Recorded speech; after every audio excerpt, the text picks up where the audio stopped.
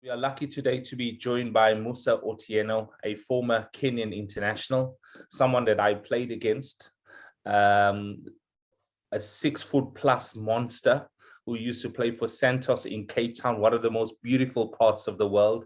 Musa Otieno, good morning. How are you? Good morning. I'm okay. Thank God. It is a beautiful day. It is chilly here in Nairobi. Uh, well, I'll tell you, yeah, in England, grays at the moment, it is bright, sunny, and hot. Very unusual for England. Uh, Even for us in Kenya, it is a very unusual in August that the weather is cold like this. So Musa, let's get straight into it. You know, you've got a large history with playing football in South Africa. What made you move to South Africa to start playing football? Oh, I think for me, I can say that it was just a God given opportunity, which I know that in 1997, when I got an opportunity of coming to Santos, I think majority of people knew Kenya as athletics guys, and when I went to Santos, it was a matter of we always call them colored. It was difficult for me. I can say it was difficult, but it is an opportunity which I said that it was part of my dream just to get an opportunity of playing professional football. Lucky enough, I landed in Cape Town. That was in September 1997. You played over 300 games for Santos, scored 34 goals, um, won the league with a very unfashionable team. What was your time like at Santos? I think for me, first of all, I can say that when you talk about the weather, it was a bit of a challenge because coming from Kenya, Nairobi, those are the times where Kenyan players are not even looking of going outside. It was just a matter of getting a job and you're satisfied. But for me, getting that boldness of going to Cape Town, I believe that it was part of my dream. I looked where I came from and I knew that this is an opportunity regardless of the tribe, regardless of the color. It was just football was simple. I was just vocal. I just commanded from the first day. I remember very well my former captain and Coach Duncan. When you look at me, it was a matter of, hey, this guy cannot even run. How can he play soccer? Because it was, but I think I knew my strength, and with the nickname which they gave it to me, the Kilimanjaro, I believe that I commanded very well. I was not quick let's say when running, but I was quick in the brain. I was quick on thinking. I just knew that I need to get the contract. I stayed there for 2 months. First of all, even without being given a contract, it was a matter of trying to check my character. But I can tell you, I signed a 1 year contract deal with Santos. It was not easy. There's no way I could have spoken Afrikaans, Koza or Sutu. But I knew where it came from. I knew that there was a follower of Kenya who were looking for me. I think at that time I was like the second player to go and play professional football. One of the first one was Michael Koth, who went to Belgium. And for me now going to South Africa, it was just an eye opener for me. But I can tell you, life was difficult. First of all, as a foreigner, I can just send my condolences to Mrs. Venn and Mr. Venn. I think they took me as a family at the age of 23. It was difficult, but what motivated me very well, it was a matter of I knew where I was coming from, and I knew that this is an opportunity which I need to grab it. Money was not as such because at that time, it was like if you're getting like 5,000 rand, it was something which was big. At Santos, you were getting like 2,500 rand a month compared to what I was getting at Kenya Breweries. Well, listen, Musa, my first salary when I was at Rangers playing the same time as you was 900 rand. Wow, so we were lucky. So you were very lucky. You were very lucky. No, but I think for me, I can tell you that once I reached at Cape Town. First of all, I said that it was in September. The weather was cold. It was a matter of is you. People were still. It was a bit of a semi-professional. People just train in the afternoon, and then in the morning, the whole day you're just relaxing. Seeing Table Mountains going around. That is the first time when I look at the electricity train, I was like, where is this train going from? In Kenya, we didn't have electricity train. It was something which was new for me. Environment sometimes can put you to another different areas. But I think I took my opportunity, the chance which I got, and I signed for 1 season. I think for me, I let football talk in the field. Regardless of whatever was going through me, because I knew that I'm representing our family in Kenya. A family of 11, and the people of Kenya. That is so good to hear. Eh, to be so courageous to take those steps so early on in your career. And obviously, there's people around you that helped you. Now, you mentioned two people earlier on, Mr. and Mrs. Please remind me their names. Mr. and Mrs. Venn, both of them now are deceased, have passed away because of the COVID pandemic, and I send my condolences to their families, and may their soul rest in peace. I think they made my job more easier, because once as a foreigner, you normally need to get people who can, friends who can make you feel like you're at home. And I think for them, they made me feel at home, like at Santos, because we are only black people at the team. At that time, it was David Notwani, the current under 23 national team coach. And then there's a brother to McCarthy, Jerome McCarthy. There is again a head coach of the Namibian national team, Ricardo Manetti. Those were my teammates. When you look at the team which we had, I think it was a matter of, hey, my friend, you need to work hard here. You need to play football. And I think that is what brought me, regardless of the situation which was at Santos. I just knew that I need to make it. Now, while in South Africa, you won quite a few trophies. You won the PSL for a small team like Santos.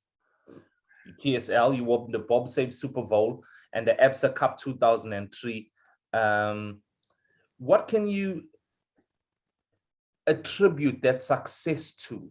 You mentioned some very good players, David Notwane, McCarthy, but what can you really attribute those 3 trophies success to? I think for me, first of all, it was a matter of the owner, first of all, Ghulam Ali. I really respect him because he gave me that opportunity of playing for professional football.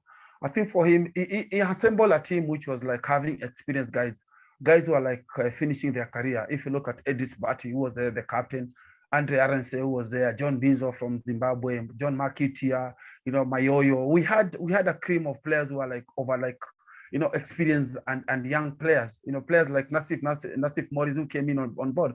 But I think it was a matter of trying to prove ourselves. It was a matter of, I think he had a gel of bringing each and every player from different country. And then I think for us, we had a spine, which we call it in football. Santos had a spine of, a big keeper, somebody was commanding, 2 central back, a midfielder, Sebastian Bax, we had like a cream of players who wanted to achieve something into their career. Foreigners who will come in and fight for their families. And nobody really respected Santos in a sense that Santos were bringing some of the old guys, but I think we are a family who are looking after each other well. I remember, as I said, we played against each other, and one of the things that when we used to come up against you guys is that you were a very big team, especially yourself in midfield, who would win a lot of headers, break down a lot of play. What was that really your role in the team? I think for me, first of all, it was amazing, and this is going to the young players. Sometimes as a player, you need to be utility. And I think Gordon at that time, Clive Barker were our coaches. I think I passed through a lot of coaches. They knew our strength, and sometimes you could have been taken to the midfield. Sometimes I was playing as a center back. You cannot believe that there's a time which I was a top goal scorer at Santos. When things were bad, I was going as a striker. Goodness, that's unbelievable. But that's just insight by the managers, because I remember when Gordon moved to Santos, and we spoke about this earlier, I knew you was going to start playing you center back because of your attributes, your height. Gordon liked a tall center back who'd win lots of headers. But I saw you excelling in defense. But where was your preferred position? Funny enough for me, when I came to South Africa, my early days, I was playing as a striker in Kenya. And then when when I went to South Africa, I think I was now playing as a midfielder too and as a center back. It was not easy for us to be in that position because remember, we had John Beans who was playing as a center back, Idris Bati was playing as a center back. But all these guys were national team players. And for me, coming there as a center back from the national team, I think I was tactically good, maybe when to passing already on the game. And I was good in the air. And Gordon, I think he really used my strength, regardless of the team which you are playing for. And I think that is one of the things which coaches need to know. Sometimes when you're having a player, you need to play according to his strength. Sometimes I was playing as a center back. You know that somebody else is quick. He'll play against me. Bat is there. He's going to cover. Kamal Sait is there. And going as a striker to sometimes when things are tough. I was like a striker, holding the ball for the guys to come in. So I think the coaches at Santos really used our strength. And for me, I think when I was like retiring, I end up playing as a midfielder, which was, I think I feel more comfortable too. But for me, my position, which you could have said, it was a central defender, which I think I played more than 450 games, first of all, at Santos. And wow. That is unbelievable. Such a utility player to be able to play all across the park. I would basically say that's a coach's dream to have somebody like that. But your career didn't only stay in South Africa. You also told me that you played in America as well. Do you want to expand a bit on that? Yeah, first of all, it is amazing that, sometimes when you're young players, each and every person is always a dream of going to the States. At the age of 21, I was dreaming of going to the States, but I didn't get that opportunity. And that's why now I came and signed at Santos. At the age of 34, when I was like now retiring, there is a Christian team which was called Cleveland City Stars in Ohio. I think the most important thing for that team, it was a matter of bringing all the believers together just to come and share. It was not about money. It was a matter of believers coming in and sharing the gospel. And I can tell you that lucky enough, I went there. I played the whole season at Santos. And then I went for a loan spell at Cleveland City Stars, which I played for 4 months. Mind you, I scored 4 goals and we were the winners, and for me, it was a dream come true, going to at that age and playing, it's just a matter of, again, whatever you talk about God's time is always awesome, because for me, I didn't believe that I was there. I knew that my life was over. And I went there, played for 4 months, I met friends who are friends for me until now. And I think football, I really enjoyed as a believer. I think I knew my purpose. When I went to Cleveland, I think I played one of the best football into my career, and somebody was all, I played good football. And winning the winning goal, first of all, winning that medal in the USL too, it was something which was still remaining into my heart and to my place. What a journey. Not wanting to start off playing football, then going to South Africa, then ending up in America playing football at the age of 34. That's fantastic. But let's come back to Kenya now, Musa. Let's look at Kenya. Kenya has such a rich heritage of producing elite athletes. But why is this not reflecting? I think for me, first of all, like I said, that it is a matter of the mindset, and sometimes you get people who normally comes into to be maybe the president of football, because if you look at most of the parliament guys who are now representing in the parliamentary seats in Kenya, majority of them use the tool of football to be elected. There's more than 4 members of parliament who are like once the president of Kenyan football. I think by this time we could have been now getting sponsorship. Football in Kenya is still a hobby. Football in Kenya, people just play because they want to play. For me, I'm living because of football. I played football all my career, and whatever I was getting, I can tell my son to go and play. Yes. But in Kenya at the moment, it is still a hobby. People come in to support. There's no corporates who are coming in, maybe because of the way the guys are playing. Infrastructure too, it is still not in the standard of playing football. But it's people like us to come and support. We need to have corporates who can come in and pump in money, because you end up finding that players are playing, even the national team. I cannot lie to you. 2004, when I went to play in the Cup of Nations, I got $30 as my allowance. And at that time, I played with somebody like Al Hadji Diouf at Liverpool. $30. That was our allowances in 2004. And now you went and marked somebody like Franklin Canute, was playing at that time in Sevilla in Spain. It was, and still up to now, we find that the clubs who are going for 4 months, 5 months, they have not been paid. So me, I still believe that football in Kenya is still a hobby, Well, talking about the national team, talking about football, what is your role? Because how can you not, with your experience, be linked to the national team? I always say that in Kenya, abnormal is normal, because sometimes that's a dangerous saying. That's a dangerous saying. I cannot lie to you. Sometimes it's not a matter of, I cannot be maybe playing 105 games and maybe playing in South Africa for 450 games and not being part of maybe the Kenyan football in a way that we can support in each and every department. That's why I'm saying abnormal is normal. Even if you're dumb, I can say so, sorry to say so, but there's something which you're having. Once when I came back in Kenya in 2010, I was part of the technical bench, which we really had and assembled a very good team in a sense that since then, I've not been part of them.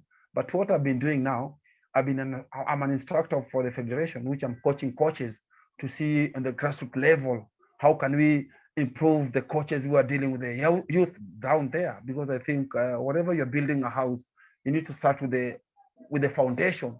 And I think that is where the problem is. And not everybody will be there in the national team bench, but wherever you are, what are you doing? And for me, I said that I cannot fight with them.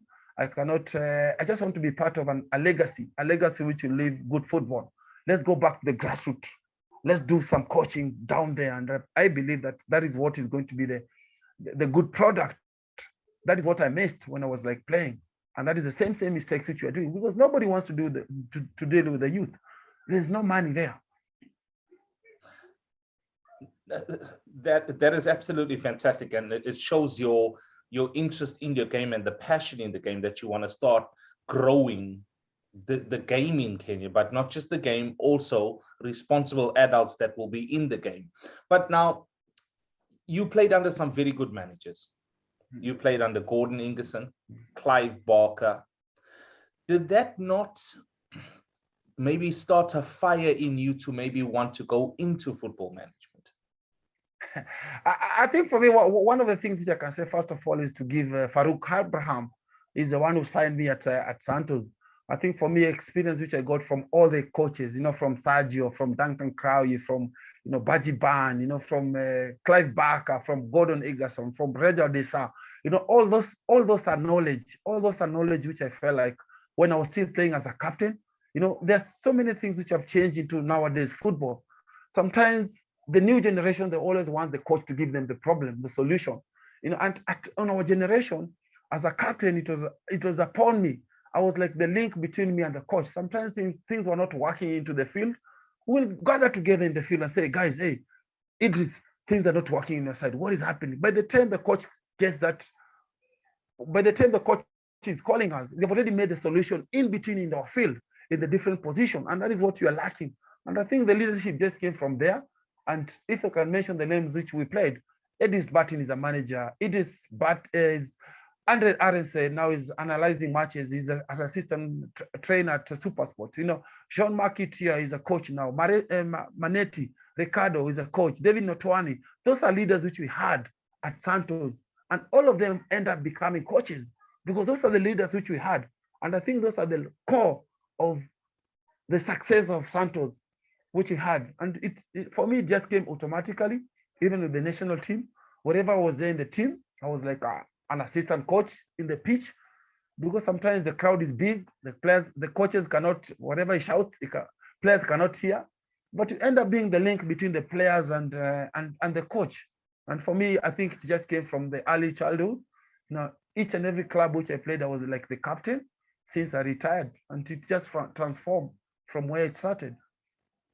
So are you going to go into football management? Do you want to be a manager of a club that you oversee and try and be as successful as you can, and maybe go back into South Africa and start managing? And I think that is what started the Musa Otieno Foundation before, and now it is called Kick Off to Hope. I wanted to bring something which is unique, something which is from all the talent which I got, from all the education which I got in South Africa, just to bring things in a professional level. Because sometimes whatever you are having, something which you are bringing back to your country, some people have not seen what you have seen. You're trying to educate them, to tell them that things are being run in the professional way, but it's a bit difficult. It's a matter of starting something. People need to see what is happening with the ideas. And I think for us, so far so good. Since 2010, we came back, we started the Kick Off to Hope Foundation, which is really dealing with the youth. We are trying to give back football to the community. We are trying to give a legacy, which we feel like from the early childhood, they need to think professionally. They need to think how they are eating, who they are working with, for us, for them to reach where people like us, Michael Olunga, Victor Wanyama, because if you look at that trend, it takes us maybe after 2 to 3 years. That's why we're bringing in a good player who can go to overseas. But from the childhood age, from that age, which we call it the fun age, what are they doing? From the puberty stage, we need to have stages which we're having a curriculum.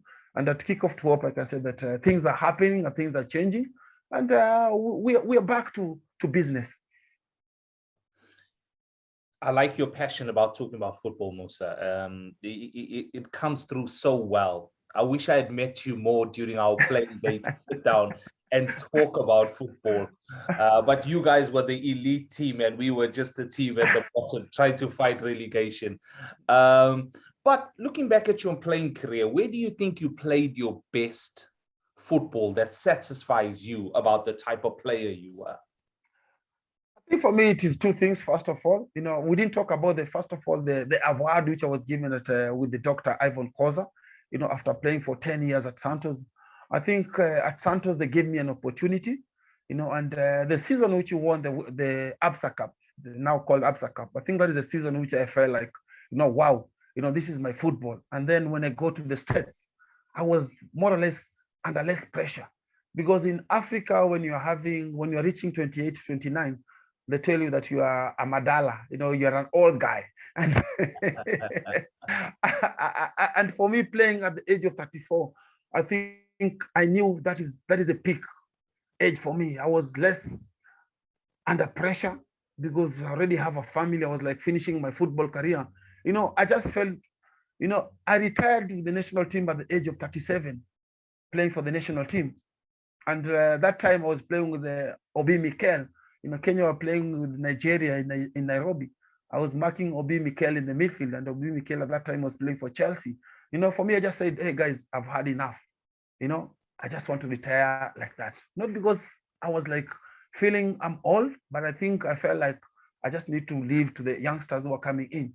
But when I look at the States, like I said, that is where I really enjoyed my football, playing what gift which God has given to me without pressure, without thinking about money issue. Yes, money was there, but bringing those friends who are going around playing just football, I think I really enjoyed my football in the States. Now, you've earlier on, you touched on playing against Doof. You've touched on playing with John Obi Mikel. I hope you still weren't earning $30 a day at the Kenyan national team as well. I think those are the times wherever you are playing the national team, but there's no package of whatever you were like playing for this. I cannot lie to you. Let me not lie to you. If it was not going to play in the South Africa, I could have just been like the former players who played for the national team without nothing. Because there's still nothing in Kenyan football, which is very, after playing even 100 matches, wherever you are playing to those teams, if you win, I remember 1997 when we played Nigeria, it was a very big thing. And still up to now, people normally remember about Kenya playing Nigeria. We drew 1-1. And that is the time now when, if you win or if you perform well, that is when our politician will come in and give you an incentive of 10,000 Kenya shillings or 20,000. But from then, you just survive with your allowances. If you lose the match, that's it. And then you go home. I understand why you feel the structures need to be better in Kenya. The football structures, need to be better because players cannot survive on that type of funds. Players cannot survive on that lack of professionalism. They need more. And are you in a position at this point in time to start directing that? Because clearly Kenyan football needs that. And I think if you can say so, because if you look at the new president now, President Dick Mwendo, I think at the moment he's trying to bring that professionalism. But mind you, that he cannot. He's a very young president who is having a vision of changing Kenyan football. But he needs people who can come and support him. He needs people who can say that, this is my music.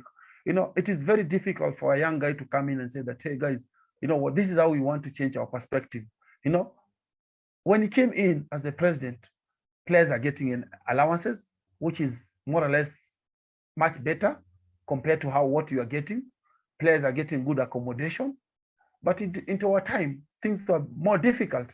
But he cannot do it alone. He needs Kenyans who can come and support him. He needs corporates who can come in and support to think into bigger business, into football. There's some figures which we hear about football in Kenya is like, it is a dream. It is something which is like, it is not a dream to them. It is something which comes in and it passes on the other side. Look at South African League. It is not a big league, maybe compared to Europe, but players are retiring, getting good money. Corporates are coming in, they're supporting it. So when Musa is talking about this, when President Nick Menda is talking about, guys, we need to have people to affiliated with the federation. We need to have leagues who are playing with the federation. Those are the body which are running football in Kenya. People need to come and support it. Corporate needs to come and support it. He cannot take out his money into the pocket and give to the guys. It is difficult. Very clear pattern. Fully understand. More investment is needed in order to grow the game and also look after the players, not only during the career, but after their careers as well. Wow. When you talk about the after their career, it's always a matter of, those are programs which you know to come and check. Sometimes when you look at the players, maybe my former players who played there, a long time ago, and the ones who I played with, it is a shame to look to them. It is a shame to see how they are going through in life. And we always talk about educating these players, maybe wherever they are getting their finance. Sometimes we'll talk about the years which you are playing. It was good enough on that time, but now things have changed. But we need to educate those players. Clubs presidents need to come in, wherever they're sending a player, they need to educate him using money wisely, because sometimes club will just come in and use you, and then after you've played football, they don't care about whatever's happened, because football is a very short career. And I believe that's why when you look at the UK, people are getting good money. Because imagine for me, at the age of 20 until the age of 37, I'm into the field. And if I was not like getting good enough money, there's no way I could have been surviving. It's not that I'm top there, but I can say that football bought for me one or two things which I fed my family. I'm much better compared to the guys who played at home. That's so true. That's so true. Good decisions and good people around you help you set up your life after football. Now, Musa, you've been very generous with your time today, but we're just going to ask you a few quick fire questions and get your opinions on a few things. So people start to know more about Musa Otieno, not just a footballer. So firstly, why do you love football? I love football because it is fun. It has fed my family too, first of all, and it's entertainment, which I feel like it is good for me and to the society. It is an unhealthy sport. What was your favorite city in the world to visit and play football in? I can say Cape Town in South Africa, because that was my first place which I felt like it was like my home come true. What is your favorite food? Hey, it is fish and we call it ugali. Explain that. Explain that. Ugali is our favorite meal, which we normally maize meal, which is being smashed together. And we love fish because I'm coming from the Nyanza province in Kenya, near to Lake Victoria. And we love fish and ugali. What is your most what is your most memorable football moment? I think for me is when I was playing the Cup of Nations in 2004 in Tunisia, marking and Hadji Diop for Liverpool. It was a dream come true for me. Why are you proud to be African? Wow. I was born in Africa and I'm an African. So I'm proud to be an African. How did you get the nickname Mount Kilimanjaro? Wow. Okay, the nickname came because I was very good in the air and I'm tall. So there's nothing which was passing to me in the air. 99% I was taking them. And I was very strong, first of all, when it comes to aerial balls. The best player you played with and why? I played with one of the best player called JJ Okocha. The guy was skillful. Technically, is a mentor. Is for me is somebody who used football as to be so easy wherever he was playing. He was just a magician into the field. how would you like to be remembered as a footballer? I think for me is a matter of trying to help other people to reach the dream. And for me, the way I was a captain, I think I really represent my nation to my fullest.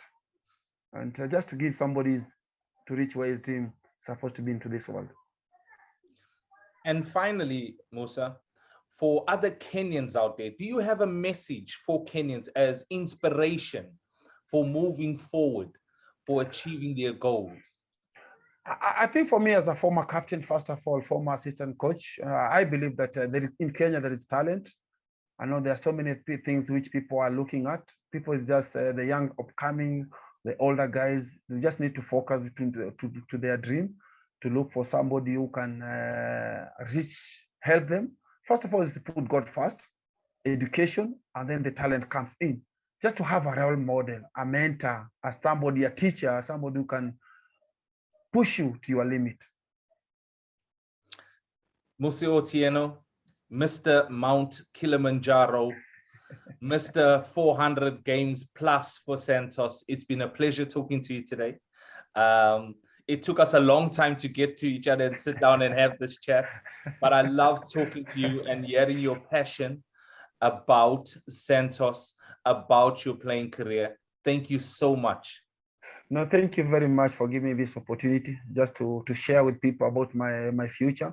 And for me, the most important thing is just for people to give God their life and to put God first, education, and then their talent. And thank you very much, and you are welcome. And I really apologize for all those times. But again, it was God's time, and it was meant to be today. And just a thank you to the Almighty. Thank you so much. Karibu sana.